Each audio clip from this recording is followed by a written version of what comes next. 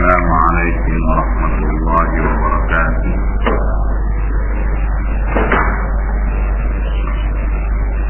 الحمد لله والصلاة والسلام على رسول الله وعلى آله وصحبه ومن والاه.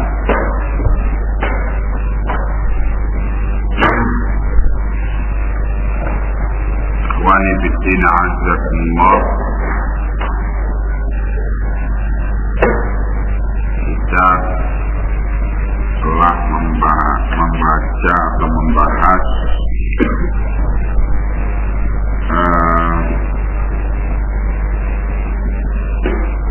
5 ayat dari surat Al-Fatihah, dan pagi ini insya Allah kita masuk ke ayat ke-6.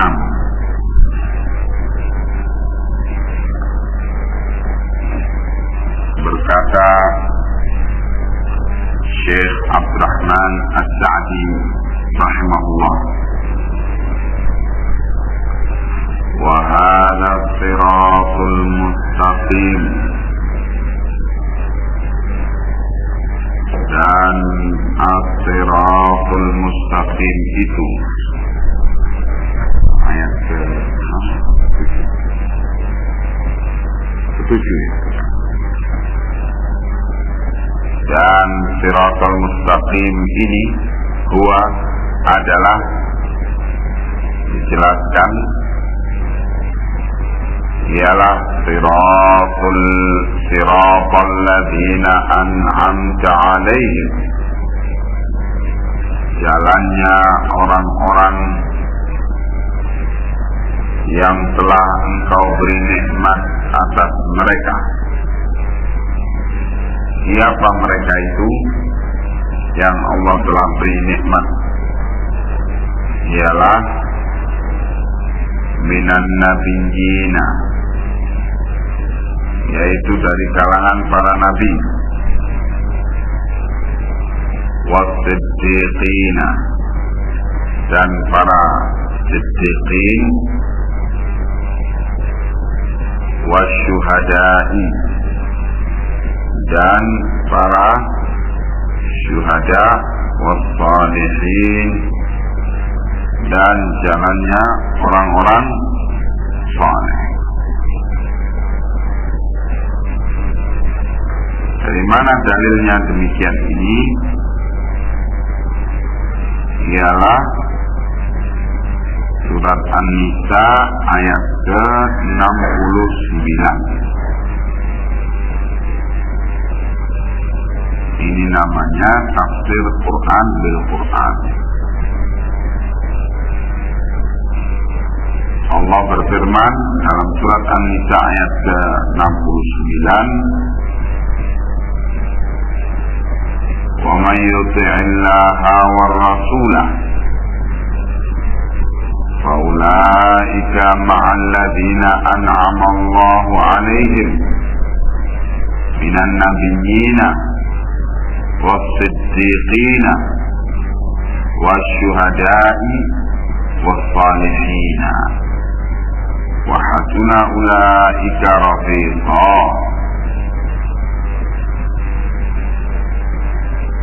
Dan barang siapa yang taat kepada Allah dan Rasul, maka mereka itu, orang-orang yang taat tersebut,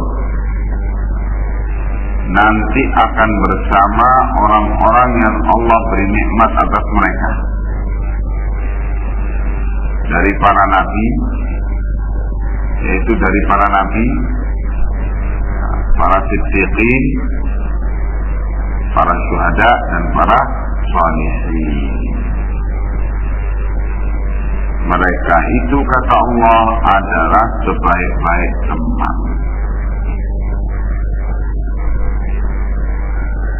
Bagi orang yang taat kepada Allah dan Rasulnya, 4 golongan manusia ini sebaik-baik teman di kubur, di alam barzakh. Tempatnya di mana? Di Illiyin, tempat dikumpulkannya para roh-roh orang soleh setelah mati di Illiyin. Illiyin itu yaitu tempat yang digantungkan di arsy Allah di atas langit ketujuh. Itu Illiyin. Adapun orang-orang jahat yang su'il khatimah, yang matinya jelek, tempatnya di Sijjin. Tempatnya di mana? Yaitu di lapis ketujuh dari di bawah bumi sana. Itu tempatnya orang-orang para roh-roh jahat.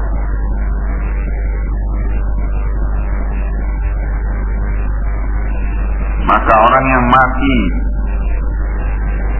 di atas ketaatan kepada Allah dan Rasul-Nya,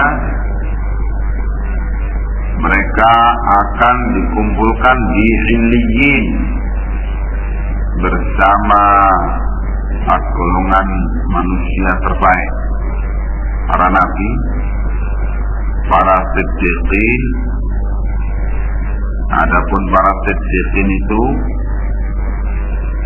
ialah orang-orang yang membenarkan seluruh apa yang datang dari Allah dan Rasul-Nya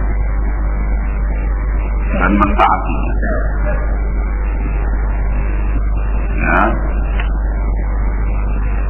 tidak meragukan sedikit pun apa yang datang dari Allah dan Rasul-Nya,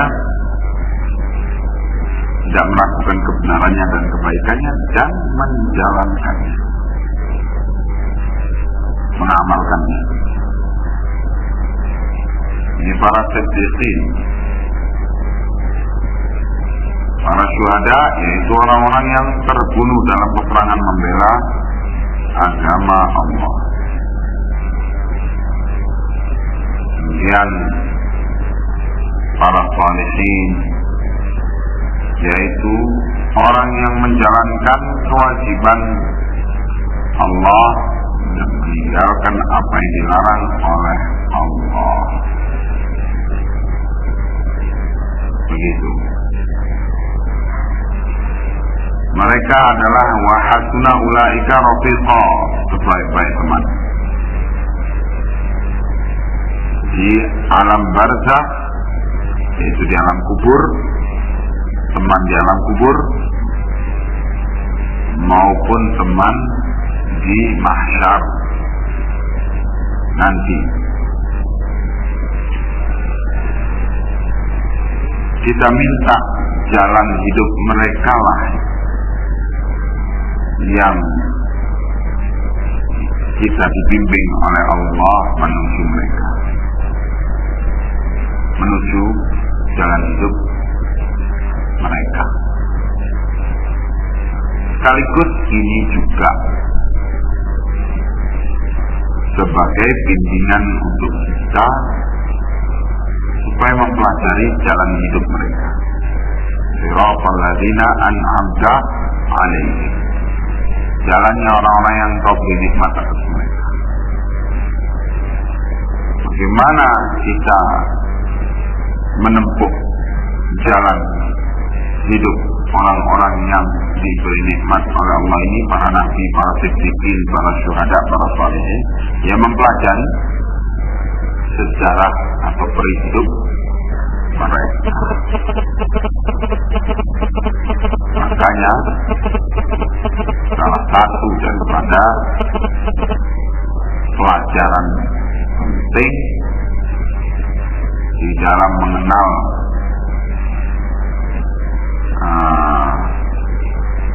Islam dan mengenal kebenaran ialah mempelajari sejarah hidup para nabi, para siddiqin, para syuhada, dan para shalihin yang istilahnya ialah sejarah para salafus saleh. Mereka pendahulu kita dari kalangan orang-orang saleh. Dan karena itulah para ulama menulis kitab-kitab untuk kita mempelajari sejarah hidup mereka. Kitab-kitab berkenaan dengan para nabi, kitab-kitab berkenaan dengan para siddiqin, para syuhada dan para sholihin.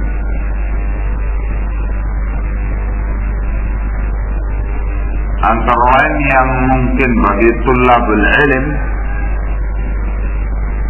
yang terpenting dan nanti berusaha untuk menabung duit guna membeli kitab penting dalam hal ini bagi tulabul ilm ialah kitab Siyar A'lamin Nubala karya Al-Imam Az-Zahabi. Di dalam 32 jilid tebal.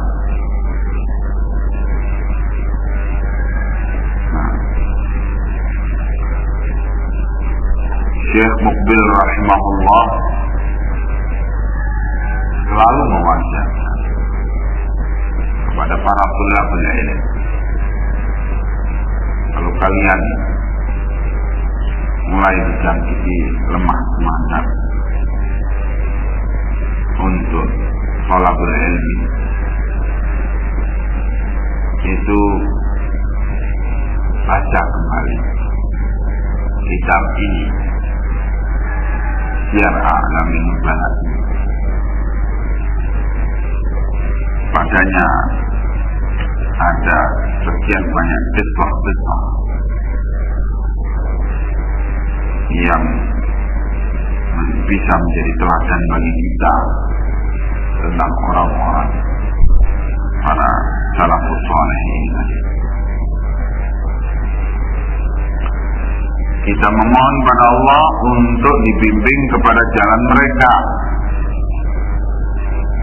Makanya dalam 3 ilmu yang harus kita pelajari, termasuk padanya ialah ma'rifatu Nabi,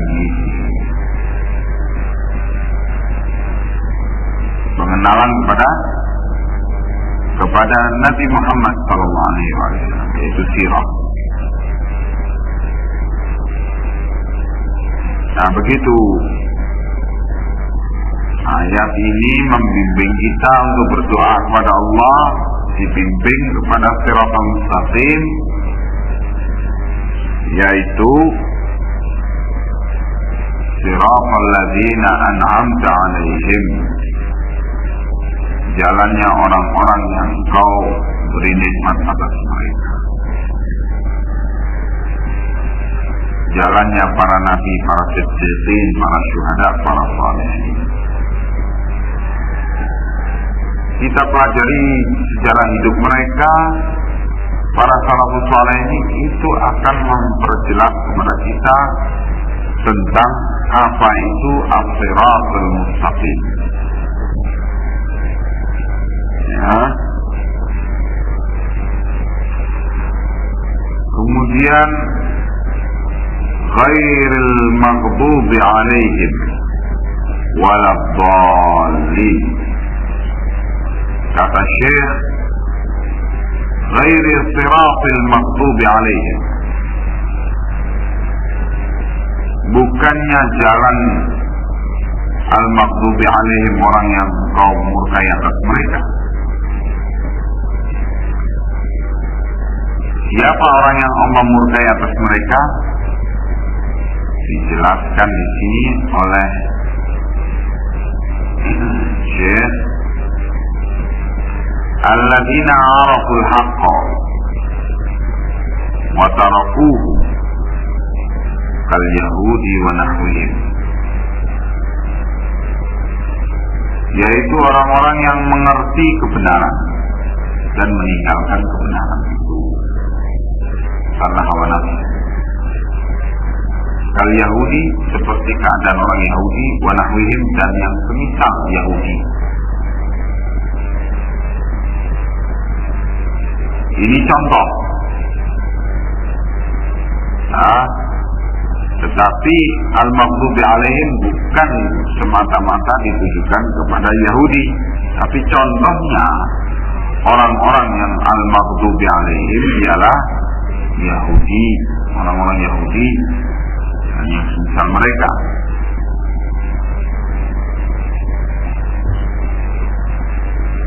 Kenapa orang-orang ini al-maghdubi alaihim menjadi orang yang dimurkai oleh Allah? Mereka karena araful haqqa wa taraku, mengerti kebenaran dan meninggalkan. Dalilnya apa?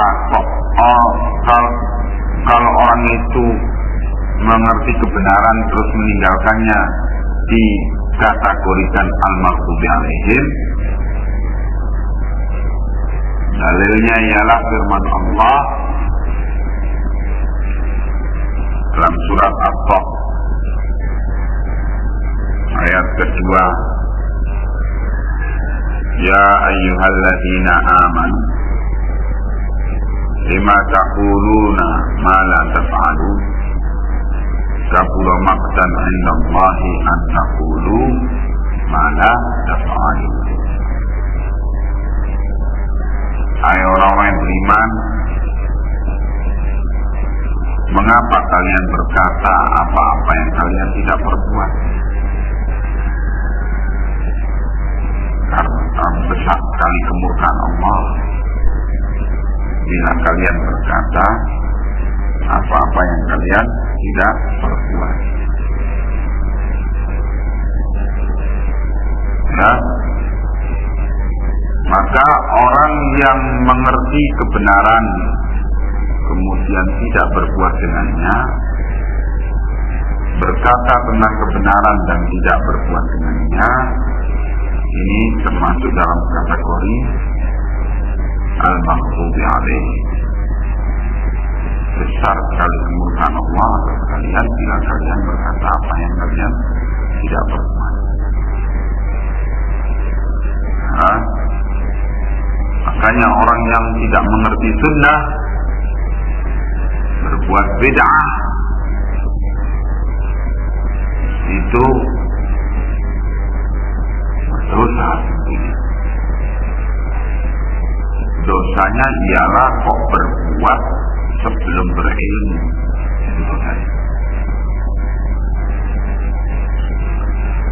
Tetapi orang yang mengerti sunnah, telah belajar sunnah, kemudian setelah itu meninggalkan sunnah, berbuat bid'ah, ini bukan saja dosa tetapi kemurkaan dari Allah. Kalau orang itu telah dimurkai oleh Allah, sulit dia untuk taubat dari perbuatannya. Ya. Nah,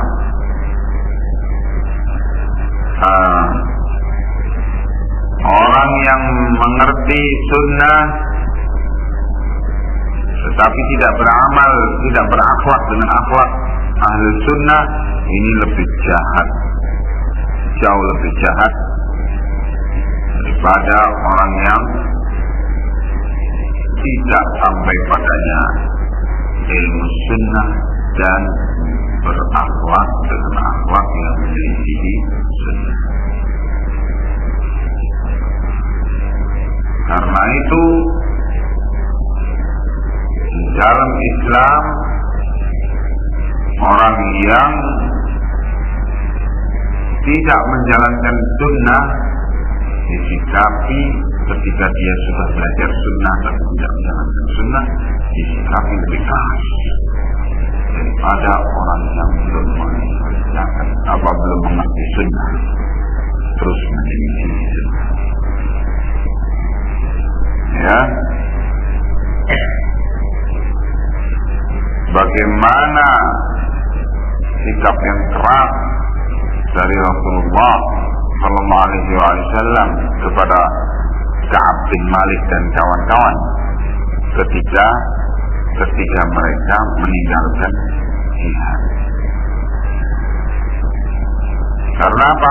Ka'ab bin Malik dan kawan-kawan adalah sehari-harinya duduk bersama Rasulullah Sallallahu Alaihi Wasallam dan terus-menerus mendapatkan ilmu sunnah. Kemudian ketika datang Nafirul Am, perintah umum untuk kaum muslimin berjihad, terus meninggalkan jihad. Beda dengan sikap Rasulullah kepada A'rab yang meninggalkan jihad. A'rab orang-orang Badui di gunung-gunung, jauh dari ilmu. Mereka ya kalau kebetulan ada yang menjaga kambing-kambingnya ikut berangkat. Ya kalau nggak ada ya duduk melihara kambingnya dan tidak peduli ada jihad atau tidak. Nah, ini tidak disikapi dengan pemboikotan oleh Rasulullah SAW. Ya. Nah, orang Arab kencing di masjid, dibentak-bentak oleh para sahabat beliau, dilarang oleh Nabi. Karena memang Arab jauh dari ilmu. Ya, belum sampai kepadanya ilmu. Nah, setelah itu baru diberitahu ilmu sunnah bahwa masjid itu bukanlah tempat yang diperbolehkan kencing padanya. Ya, ketika orang Arab berbuat kesalahan seperti itu, maka dilarang oleh Nabi untuk diperlakukan dengan kasar karena jahil. Tetapi bagaimana sikap Nabi yang keras ketika Abu Dzar Al-Ghifari radhiyallahu anhu memanggil Bilal dengan menyatakan, "Ya Ibnal Aswad," wahai anaknya orang hitam. Nabi marah. Nabi menyatakan, "Inna kamru'un fika jahiliyah." Engkau adalah orang yang pada dirimu ada perbuatan jahiliyah. Sampai Abu Dzar berusaha untuk memadamkan kemarahan Rasulullah dengan menangis-nangis meminta maaf kepada Bilal. Nah, dan Bilal membela Abu Dzar di hadapan Rasulullah. Nah, karena Abu Dzar adalah orang yang setiap hari duduk sama Rasulullah belajar sunnah, sehingga tentu penyikapan terhadap orang yang berilmu atau orang yang belajar sunnah kemudian menyelisih sunnah memang sangat keras. Ya, dan demikian pula para khulafa ar-rasyidin, bagaimana kerasnya mereka kepada orang-orang yang menyelisih sunnah dalam keadaan telah sampai kepadanya sunnah. belajar sunnah tapi menyelisih. Sudah belajar sunnah, kemudian jadi sururi karena duit. Ini jelas harus lebih disikapi dengan keras dibanding dengan orang awam tak ngerti apa-apa, berpandangan dengan pandangan yang ngawur tentang agama. Dia pantas kalau dia ngawur. Perlu dikasih ilmu karena belum pernah belajar. Orang talibul ilm belajar sunnah tiba-tiba menjadi hizbi. Ini lebih harus disikapi dengan tegas dan keras dibanding dengan orang-orang awam tak ngerti apa-apa, tenggelam dalam hizbiyah. Harus didakwai, dibekali ilmu, diajak kepada sunnah. Begitu. Ya. Loh, apa mungkin orang belajar sunnah kok kemudian jadi hizbi? Sangat besar kemungkinannya. Karena hawa nafsu. Orang menjadi hizbi setelah belajar sunnah karena hawa nafsu. Hawa nafsu akhirnya yaitu bersikap atau berkelompok tanpa dalil.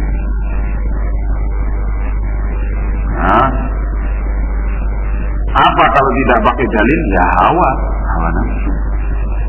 Nah, itulah namanya hizbiyah. Nah itu yang al-maghdubi alaihim nahwihim, semisal keadaan orang-orang Yahudi. Akhlaknya orang Yahudi itu demikian. Ya.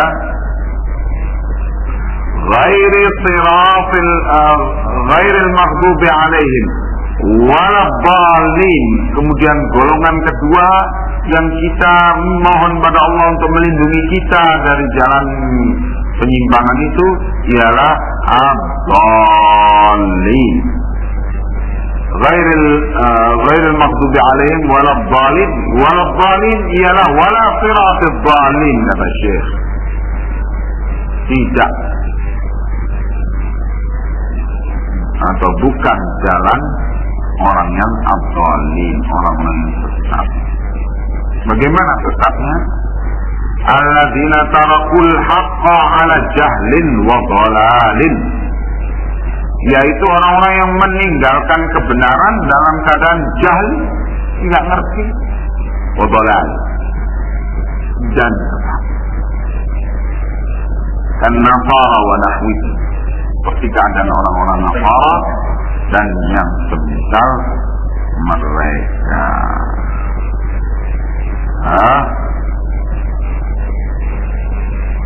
Apa dalilnya? Dalilnya ialah surat Al-Hadid, antara lain surat Al-Hadid ayat ke-16 yang berbunyi alam ya'ni lil ladzina amanu antaksha'a apa? Alam ya'ni lil ladzina amanu apa? Antaksha'a qulubuhum li dzikrillahi wa ma nazala minal haqqi wa la yakunu kal ladzina utul kitaba min qablu. Nah ini, wa la yakunu kal ladzina utul kitaba min qablu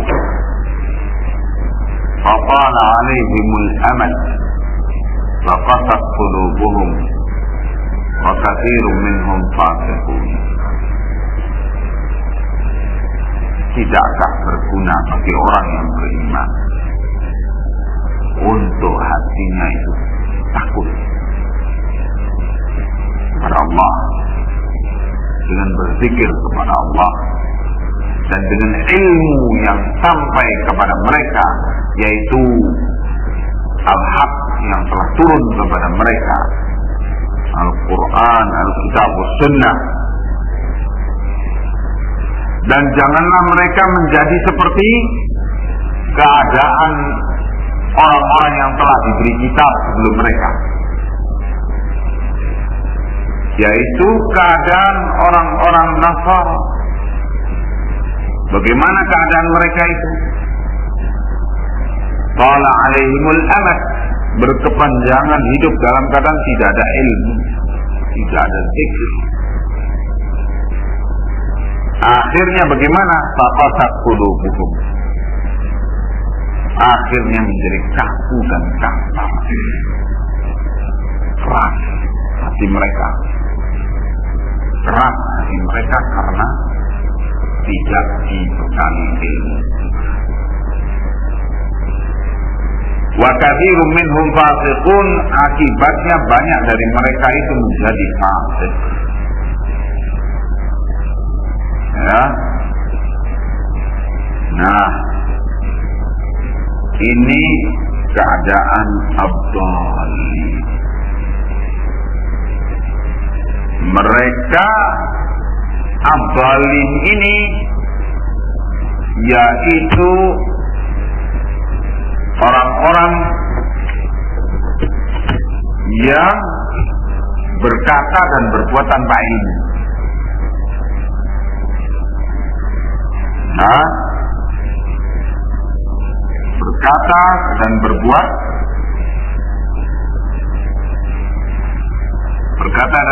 tanpa ilmu, ad-dhalin. Mereka akhirnya meninggalkan al-haq karena kebodohan. Disangkanya al-haq itu batil sehingga ditinggalkan. Disangkanya al-huda itu ad-dhalal, kemudian ditinggalkan.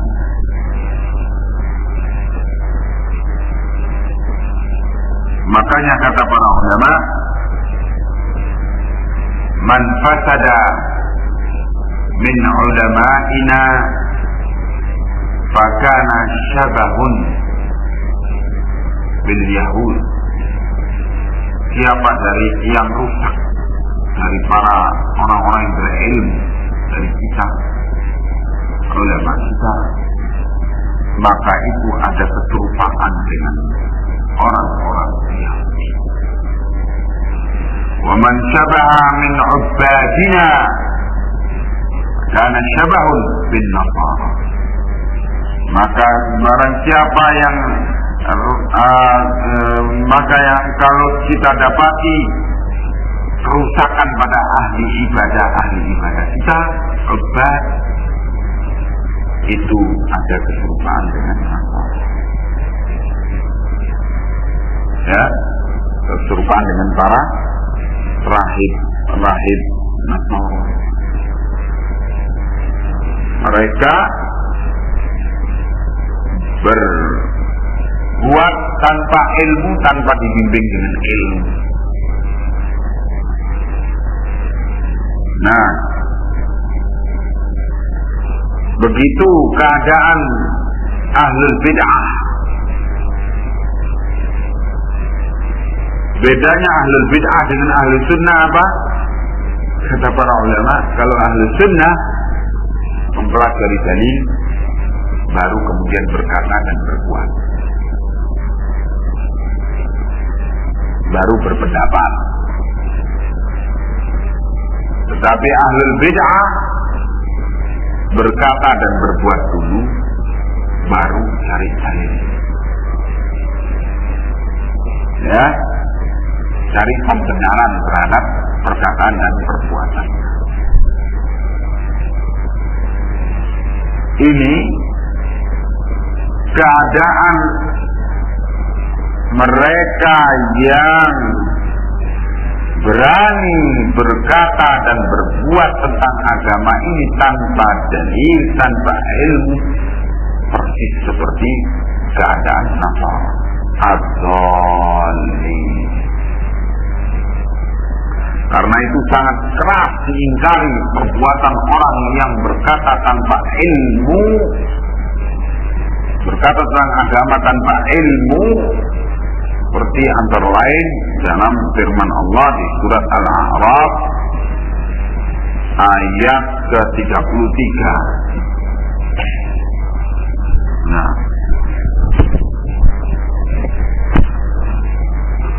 surat Al-A'raf ayat ke-33 menyatakan pengingkaran yang keras dari Allah kepada mereka yang berkata tanpa ilmu tentang agama ini. Allah berfirman,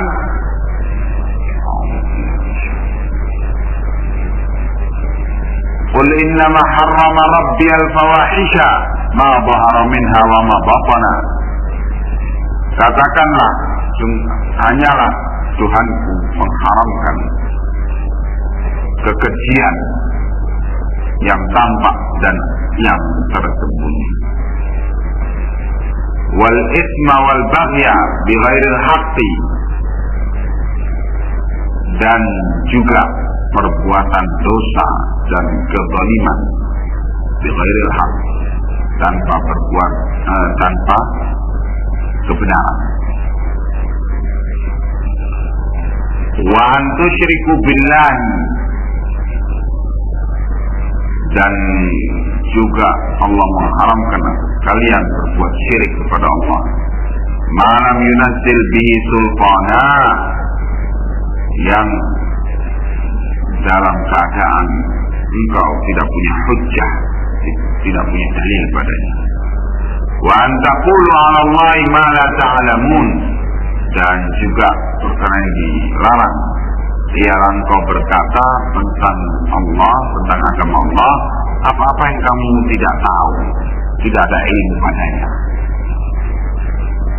Kata Ibnu Qayyim al-Jauziyah rahimahullah di dalam I'lamul Muwaqqi'in di jilid pertama, beliau menyatakan ayat ini memberitakan peringkat dosa-dosa. Yang disebutkan terakhir itu yang paling besar dosanya. Ya. Jadi disebutkan pertama yang paling ringan,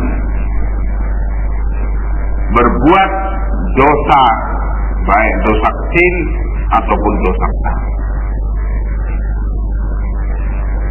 Kemudian setelah itu disebutkan al-baghya bighairil haq, berbuat zalim, merampas hak orang lain. Ini dosa lebih besar daripada kemaksiatan tadi. Setelah itu, setelah berbuat zalim terhadap sesama manusia, dosa yang lebih besar lagi yaitu engkau berbuat syirik kepada Allah. Setelah itu disebutkan yang lebih besar lagi dari syirik, yaitu engkau berkata tentang agama Allah ini tanpa ilmu. Begitu Ibnu Qayyim al-Jauziyah rahimahullah memahami ayat ini. Nah, jadi keadaan orang Yahudi dan orang Nasara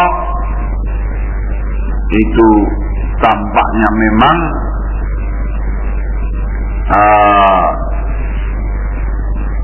ditiru oleh umat ini. Tipe Yahudi dan tipe Nasara terlihat pada keadaan umat ini. Ya, tipe Yahudi, orang-orang belajar ilmu agama kemudian meninggalkan ilmu itu, menyelisih ilmu, meninggalkan al-haq. Orang-orang Nasara tidak berbekal ilmu tetapi hanya berbekal semangat, akhirnya berbuat dan berkata tanpa ilmu. Tipe yang demikian ini terdapat pada umat ini. Dan Rasulullah SAW sudah memperingatkan. La tattabi'unna sunana man kana qablakum shibran bi shibrin wa dhira'an bi dhira'in hatta law dakhalu juhra dabbin la dakhaltumuh. Ila al-yahud wan nasara ya Rasulullah, qala faman? Sungguh-sungguh kalian akan mengikuti jalan orang-orang sebelum kalian, sejengkal demi sejengkal, hasta demi hasta, sampai pun mereka masuk ke lubang biawak, niscaya kalian juga akan masuk. Apakah yang kau maksud umat sebelum kami itu ialah Yahudi dan Nasara, wahai Rasulullah? Kata Nabi, siapa lagi? Nah, kita diajari oleh Allah doa untuk berlindung dari jalan hidup al-maghdubi alaihim dan jalan hidup ad-dhalin.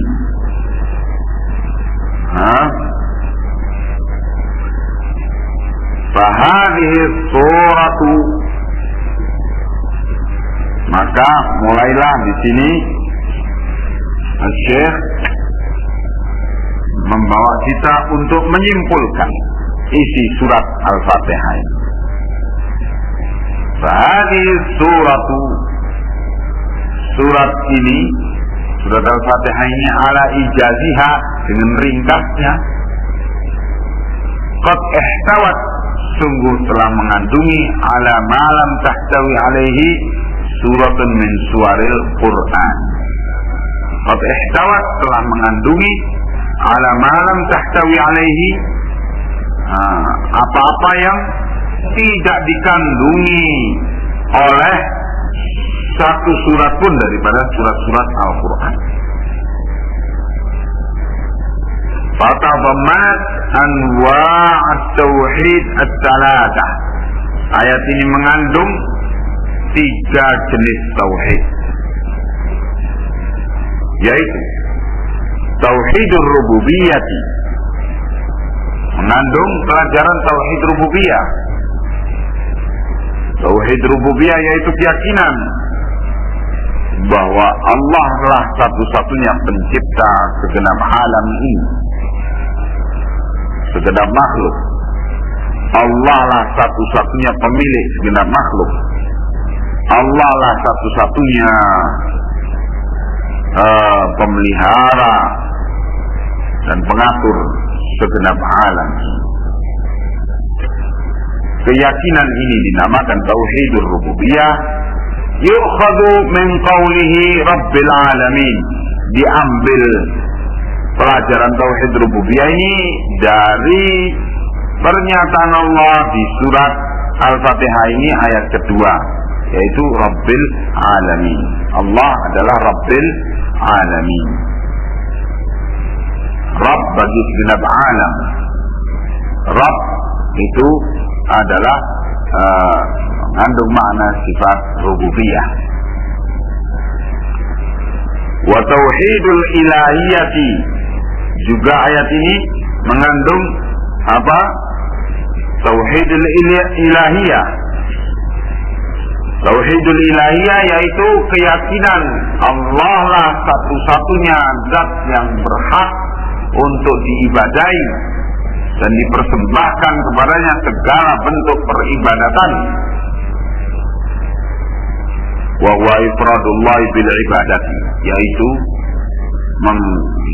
mengesahkan Allah di dalam peribadatan. Yu'khadhu min lafzi Allah wa min qawlihi iyyaka na'budu wa iyyaka nasta'in. Diambil tauhid ilahiyah ini, pelajaran tauhid ilahiyah ini dari lafzul jalalah Allah, alhamdulillah.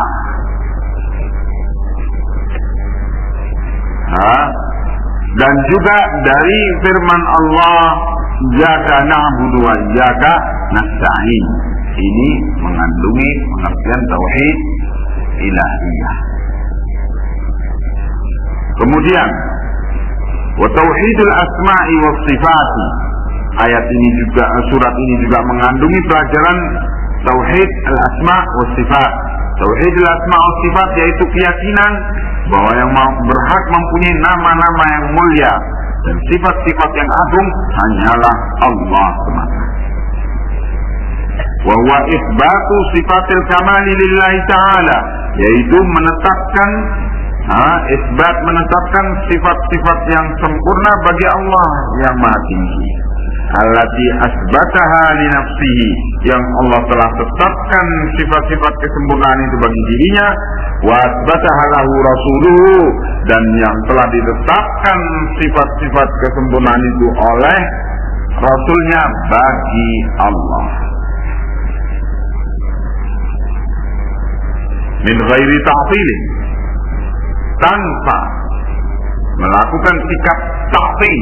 Ta'til yaitu dari makna bahasa ialah mengosongkan atau menganggurkan.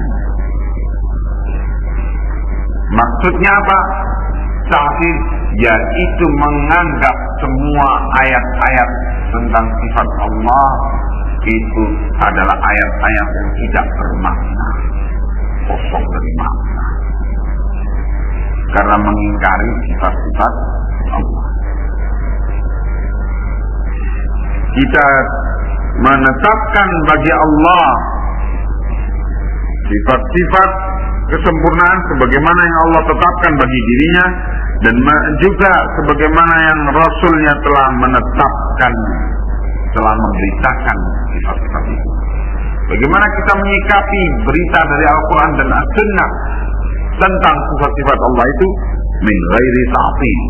Kita menyikapinya dengan tidak menta'tilkan, tidak kemudian menganggapnya sebagai ayat-ayat dan hadis-hadis yang tidak bermakna. Ya, kita tetap meyakini makna seperti apa yang dikenal dalam bahasa Arab pada ayat-ayat itu, pada hadis-hadis itu tentang sifat-sifat Allah. Itu namanya min ghairi ta'til. Wala tamthil, dan ketika memaknakannya tidak kita terjebak pada tamthil, wala tashbih, tidak menyerupakan sifat-sifat Allah itu. Tamthil menyerupakan gerak-geriknya. Tashbih menyerupakan keadaan keadaannya.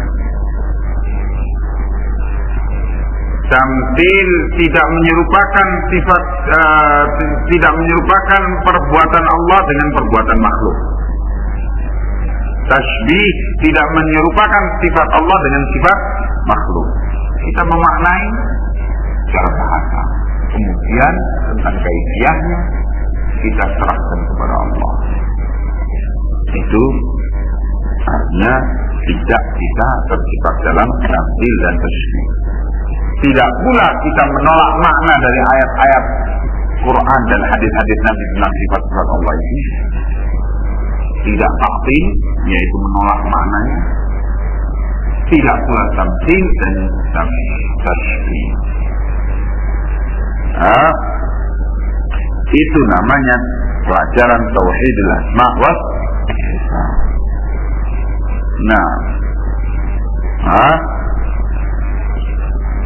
Allah turun ke langit dunia pada sepertiga terakhir malam.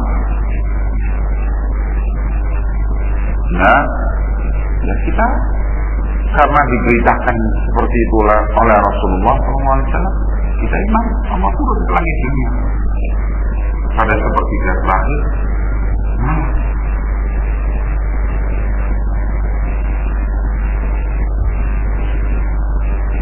dengan cara yang Allah yang sesuai dengan kebesaran dan keagungan Allah. Ya. Terus Al-Syi'i Jalaluddin Rahmat bilang, bagaimana kalau Allah turun ke langit dunia pada sepertiga terakhir malam? Berarti Allah berada di langit dunia terus, sebab sepertiga terakhir malam itu kan berpindah-pindah dari satu tempat ke tempat lain. Berarti arsy-Nya kosong. Begitu kata dia. Ini namanya apa? Tanzil, menyerupakan Allah, cara turunnya Allah dengan cara turunnya makhluk. Setelah itu apa? Ta'til, dalam rangka untuk menolak hadis ini. Itu model penolakan. Karena memahami berita dalam hadis ini dengan menyerupakannya pada makhluk. Makhluk kalau berada di masjid pasti tidak ada di rumah, kan gitu. Itu makhluk, dibatasi oleh ruang dan waktu. Ya, dibatasi oleh makhluk yang lain. Makhluk yang lain dalam hal ini ialah ruang dan waktu. Allah tidak dibatasi oleh makhluk. Ya, Allah menguasai makhluk. Allah tetap berada di atas arsy-Nya dan turun ke langit dunia pada sepertiga terakhir malam, dan Allah Maha Kuasa. Loh, bagaimana kok bisa begitu? Kamu bertanya seperti itu karena kamu tetap terpaku dengan gambaran di otak kamu itu bahwa Allah, perbuatan Allah itu kamu terjemahkan dengan diserupakan sama perbuatan makhluk. Kalau makhluk ya pantas ditanyakan, loh bagaimana kok bisa begitu? Kalau makhluk, kamu yakin nggak kalau Allah itu kekuasaannya tidak terbatas? Oh iya, enggak. Berkuasa enggak Allah? Mampu enggak Allah untuk tetap di atas arsy-Nya dan turun ke langit dunia? Ya, kalau dia konsisten dengan keyakinan bahwa kekuasaan Allah itu tidak terbatas, ya tentunya mampu. Jawabannya dengan enteng aja, mampu. Kalau konsisten, kalau mampu ya kita beres, selesai sudah pembicaraan kita. Kenapa kita mempermasalahkan hadis ini? Ya, nah, Allah memberitakan dirinya bahwa dirinya berada di atas arsy. Ya, dan Allah juga memberitakan dirinya bahwa dirinya turun ke langit dunia pada sepertiga terakhir malam. Kita yakini dua-duanya tidak bertentangan. Allah tetap di atas arsy karena Allah memberitakan begitu, dan Allah turun ke langit dunia. Kita yakini juga, dan kita yakin Allah turun ke langit dunia dan pada saat yang bersamaan berada di atas arsy. Karena kekuasaan Allah tidak terbatas. Kalau kamu masih terpaku menyerupakan perbuatan Allah dengan perbuatan makhluk, kamu tidak akan paham ini. Bisa ya, ya. Kalau makhluk ya kamu mempertanyakan demikian. Jadi bisa, karena memang Allah tidak serupa dengan makhluk, jawabannya. Kalau ditanya kok bisa ya? Bisa, karena Allah tidak serupa dengan makhluk. Ya. Wa qad dalla 'ala dzalika lafdzul hamdulillah kama taqaddam. Dan yang ditunjukkan dalam hal ini tauhidul asma wa sifat itu ialah dari kalimat alhamdulillah kama taqaddam, sebagaimana yang telah dijelaskan sebelumnya.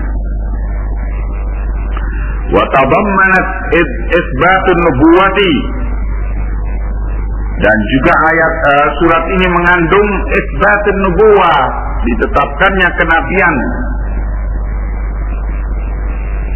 Di qaulihi, pada firman Allah, ihdinas siratal mustaqim, tunjukilah kami jalan yang lurus. Lianna dzalika mumtani'un biduni risalah, karena yang demikian itu tadi, dzalika mumtani', tidak mungkin bisa biduni risalah, tanpa adanya risalah, tanpa adanya kerasulan. Maka ketika Allah mengajari Rasulnya untuk berdoa, ihdinas siratal mustaqim, tunjukilah kami jalan yang lurus, siratal mustaqim itu tidak mungkin bisa ditempuh tanpa ar-risalah. Berarti sekaligus ayat ini memberitakan bahwa Rasulnya telah diberi risalah oleh Allah untuk menjelaskan dan membimbing manusia kepada as-sirat al-mustaqim.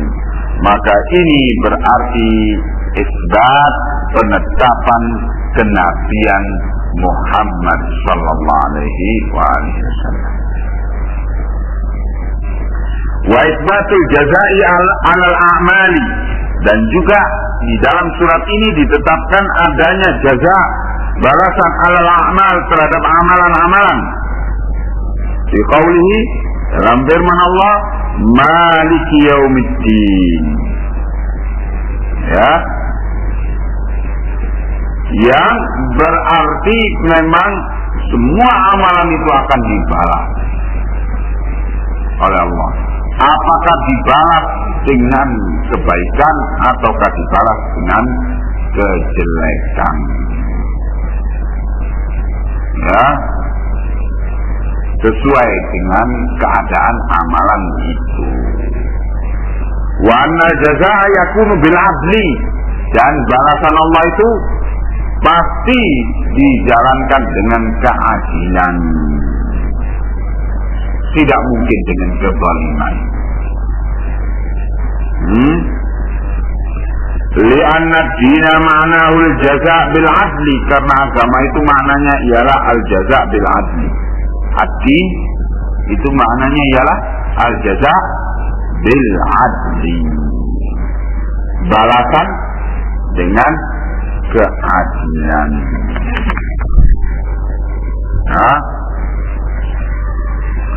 Wa tadammanat isbat al-qadar, juga ayat ini mengandung penetapan adanya qadar, yaitu takdir. Wa annal 'abda fa'ilun haqiqatan, dan bahwasannya hamba itu adalah pelaku dengan sesungguhnya. Khilafan lil qadariyati wal jabriyah. Wal jabriyah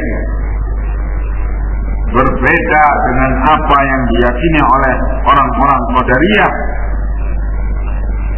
Aliran qadariyah yaitu aliran yang menolak untuk beriman pada adanya takdir. Dan lawan daripada qadariyah jabriyah. Jabriyah mereka meyakini adanya takdir Allah sehingga menolak syariah. Orang-orang Jabriyah mengatakan tidak ada perbuatan di dunia ini kecuali perbuatan Allah. Akibatnya bagaimana? Mereka menolak syariah, yaitu karena mereka mengatakan di dunia ini tidak ada yang durhaka, semuanya taat. menjalankan takdir Allah. Sehingga orang, kata mereka, kata Jabriyah, ini orang berzina itu karena dia ditafsirkan berzina berarti dia tidaklah durhaka. Demikian kesesatan Jabriyah. Ya, Allah menetapkan, memberitakan bahwa makhluk ini mempunyai perbuatan pada hakikatnya. Dan perbuatan-perbuatan makhluk itu ditakdirkan oleh Allah. Perbuatan-perbuatan makhluk itu yang ditakdirkan oleh Allah itu diberi balasan. Yang baik dibalas dengan baik, yang buruk dibalas dengan buruk. Ya, sesuai dengan kehendak Allah. Kadang-kadang perbuatan buruk diampuni oleh Allah. Nah, dan untuk berjalannya ketentuan Allah, sunnatullah yang menyatakan bahwa Allah membalas perbuatan hambanya, maka Allah turunkan syariahnya. Yang di sana ada peraturan-peraturan, mana yang baik, mana yang buruk. Begitu urut-urutannya. Allah menciptakan makhluk, dan segala apa yang ada pada makhluk itu, termasuk Allah menciptakan pada makhluk itu kehendak. Allah menciptakan pada makhluk itu perbuatan. Ya, Allah menakdirkan perbuatan dan kehendak makhluk itu dengan keadilannya yang maha sempurna dan hikmahnya yang maha sempurna. Keadilannya tidak bisa diukur oleh definisi keadilan dari filsafat keadilan manapun. Ya, karena keadilan Allah adalah sifat Allah. Begitu. Sifat Allah itu tidak bisa diukur oleh akal manapun. Karena kebesaran Allah, kesempurnaan Allah pada sifat-sifatnya tidak bisa diukur, dibatasi oleh batasan apa. Maka kita hanya mengatakan keadilan Allah maha sempurna sesuai dengan kebesaran dan keagungannya. Sudah. Sebab kita tidak bisa menghitung dengan kalkulator tentang keadilan Allah. Kalkulator manapun tidak bisa dipakai, ya, untuk mengukur keadilan Allah. Begitulah kita yakini Allah pasti adil, maha adil dalam menentukan seorang itu berbuat kejelekan dan dalam menentukan seorang itu berbuat kebaikan. Dan Allah pasti maha adil di dalam membalas kejelekan orang yang berbuat kejelekan itu dengan balasan yang setimpal atau mengampuninya. Dan Allah maha adil pula di dalam memberikan kebaikan, memberi pahala kepada hambanya yang berbuat kebaikan yang telah ditakdirkan olehnya. Lalu bagaimana menakdirkan? Dia sendiri yang menakdirkannya, dia sendiri yang membalasnya. Kalau makhluk kamu bilang bagaimana? Karena apa kamu kok tanya bagaimana? Karena kamu menyerupakan dulu. Kamu terkumpul dalam memahami perbuatan Allah dengan menyerupakannya pada perbuatan makhluk, sehingga kamu timbul pertanyaan bagaimana dan bagaimana. Tapi kalau kamu lepaskan hubungan, kamu yakini perbuatan Allah, keadilan Allah tidak bisa diserupakan dengan perbuatan makhluk.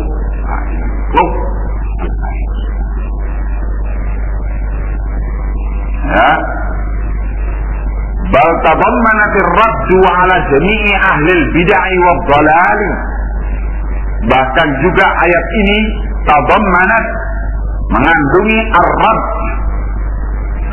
ar-raddu ala jami'i ahli al-bid'ah, ar-raddu bantahan ala jami'i atas segenap ahlil bid'ah wad dhalali, atas segenap ahlil bid'ah dan ahlil dhalal kesesatan. Di qaulihi, di dalam firman Allah, ihdinas siratal mustaqim, ini mengandungi bantahan kepada ahlul bid'ah wad dhalal. Bagaimana? Li'annahu ma'rifatul haqqi wal 'amali bihi. Karena di sini mengandungi ma'rifatul haqq, pengenalan kepada al-haq, wal 'amal bihi, dan beramal dengannya.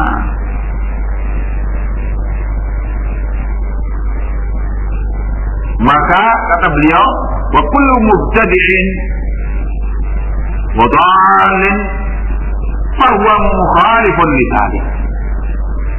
Wa kullu, dan semua mubtadi'in, ahli bid'ah, wa dhalin, dan orang yang sesat, fa huwa mukhalif li dzalik, maka dia telah menyelisihi as-sirat al-mustaqim. Ya, maka kita diajari doa ihdinas siratal mustaqim untuk menyatakan bara'ah kita, berlepas dirinya kita dari ahli bid'ah, ahli dhalal yang menyelisihi as-siratal mustaqim. Begitu.